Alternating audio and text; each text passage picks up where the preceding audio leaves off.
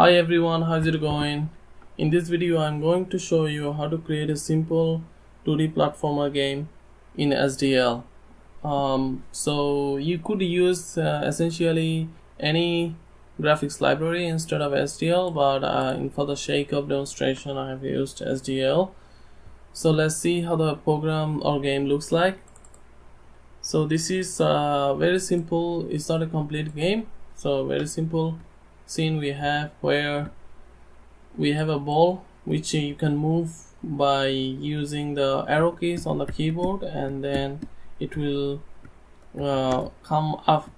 It will be falling from the sky due to the gravity, and then we can make it jump by pressing the space bar, and it will be colliding with a different platform, and then it will remain consistent in the scene as you can see. And then we can collect also points in the scene, and then so here is the game. Now I'm going to show you the code, take you through the code so that you understand how it is all working in the behind. So let me close. Let's open the game, and then for this game we have a couple of images for different objects, components in the game. We have background, which is the sky, clear sky, and we have this block or obstacle. We have this box. All these are and we have ground. We have different platforms, platform image, which are this, and then we have point image, and then we only have one source code, C file, which is the main C. Let's open this up. So here the open C, where everything is laid down, we have SDL, all the header files, SDL, standard header files, and math. The most important thing in the game, we have a struct to define each object in the game. So this struct tells us the SDL surface is the surface where the image of the object is stored. So like we saw here, for all the images, background, platform, sprite is the actual ball, and then position, which is SDL, is a SDL rect type variable, is just containing x and y position of the each object. So x and y in SDL starts here, the origin is here, is 0 0. If you go on the right is all positive x, if you go down is positive y. So like that, the coordinate of each object is defined by pose, and then body is just, I suppose, is just a wide and height, containing wide and height of each object, and then velocity is just containing x and y, is the velocity of each object. Of course here we only have the ball which could move, everything else is stationary.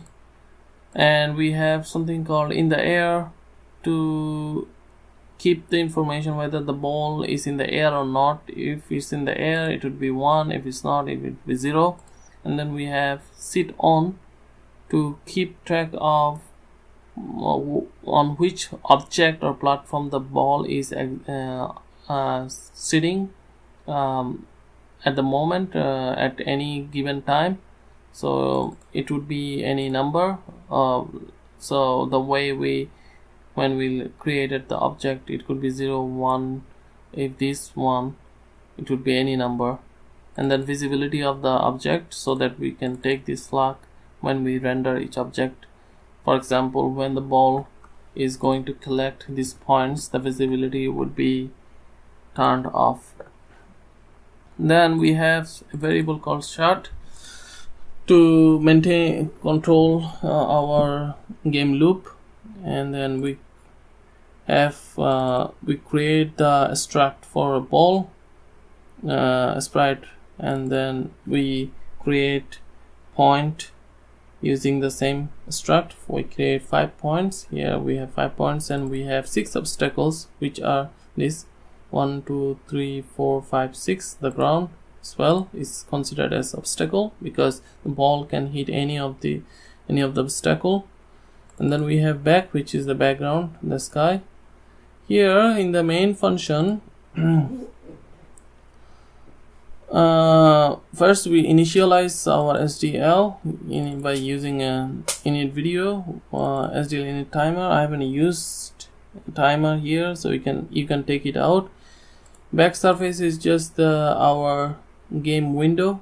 So we create a window which is 640 by 480 pixels, and which is a hardwired surface, which means everything, all the images in the game will be stored in the graphics card memory. And we want a double buffer surface for our main background window, so everything will be smooth. The graphics performance will be smooth. And then we have load sprite function, which actually loads all the objects. Let's go to the low objects. So we load, as we created before, for the back, which is the background, we load the image into the surface back variable surface, and then we do the same for every other sprite, which is the ball. And since our ball has a transparent background, it's round, it's not a square, we have to use the set color key, and the color key is the black, as we have here drawn here, as you can see here in the corner, the black, so which is hidden in the final rendering. We use the STL set color key. And then for all the points, we load all the points using a for loop, and we do the same for the points as we did with the ball. And we load up all the obstacles, which are ground block, which is this one, box, which is this one, platform, which are this. So all these different objects which are already defined as a global variable in our C file. In here, obstacle, point, 6 obstacles, 5 points, 1 ball, and 1 back, which are of this struct kind.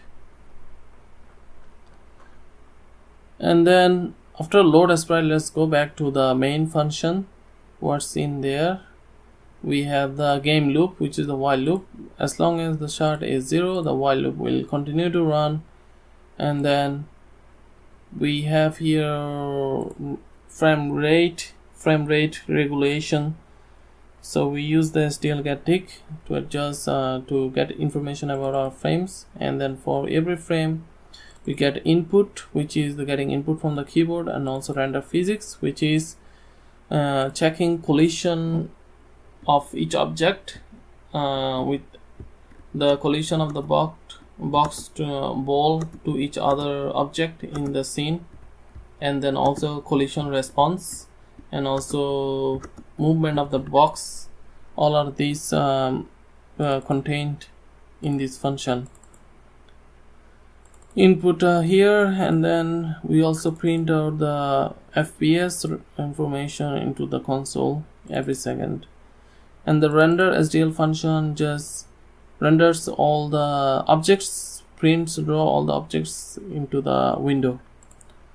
So let's go to the get input function. Here, inside the get input function, we are detecting keyboard input using SDL pull event, which is in SDL every input signals comes to the event can be stored, can be retrieved using the SDL pull event function, and we are putting all that information into the event variable, and then we check the event variable type, whether it's SDL key down, whether key is pressed or not. This key is pressed, and then we determine the key type, whether it's left arrow key or right arrow key, up or down.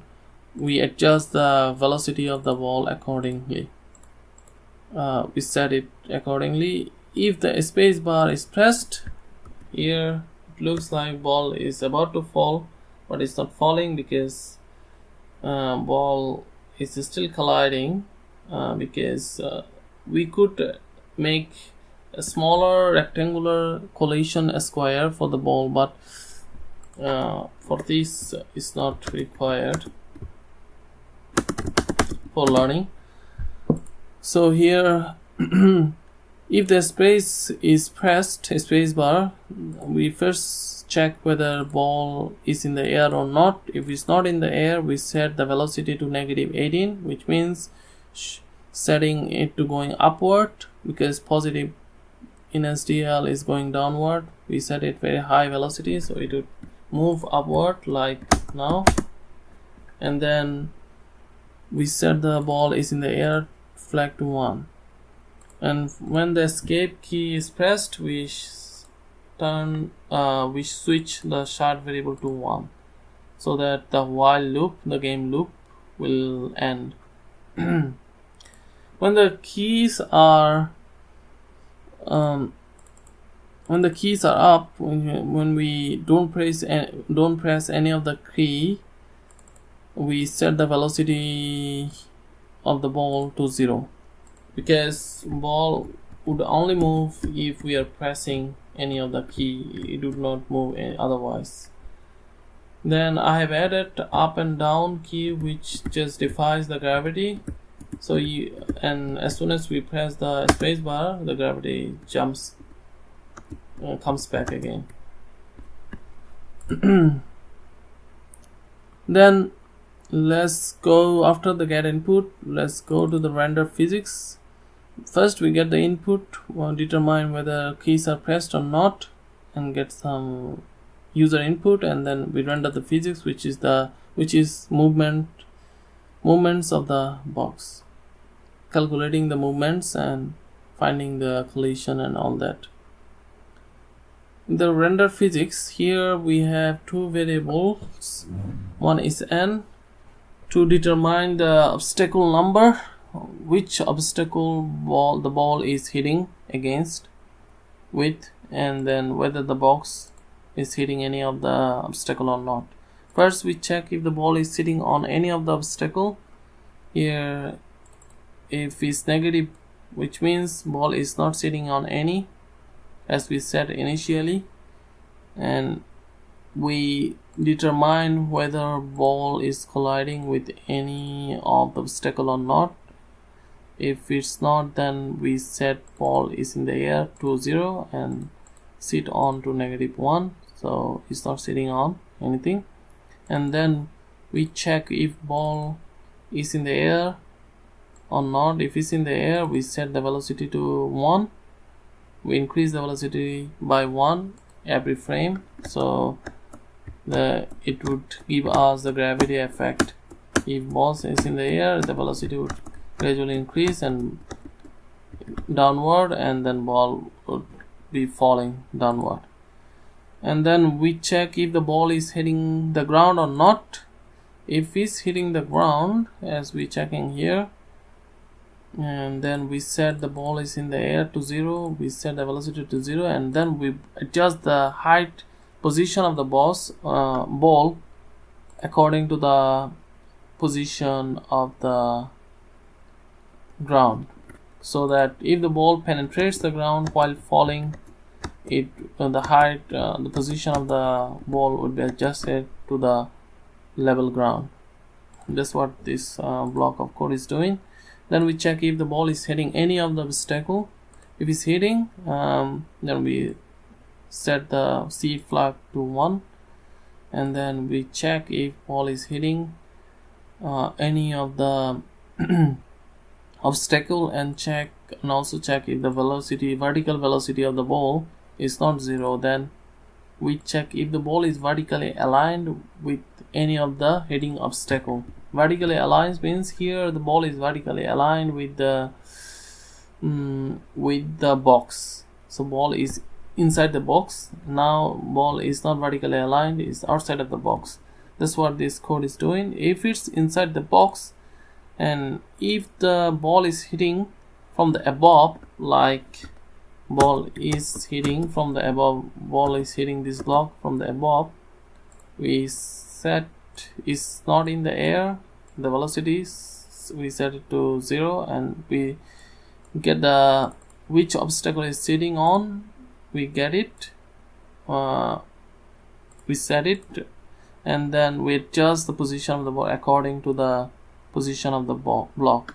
And then we also check if the ball is hitting from underneath, like if it's hitting from underneath right now, and if it's penetrating from underneath, we set the velocity to 0, and also we adjust the height and position of the ball of the to the underneath of the obstacle.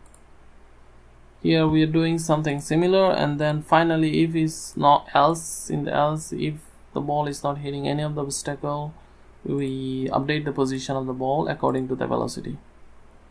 Here we are checking in the for loop whether the ball is hitting any of the point, and we then accordingly we switch the visibility of the points to 0, like here.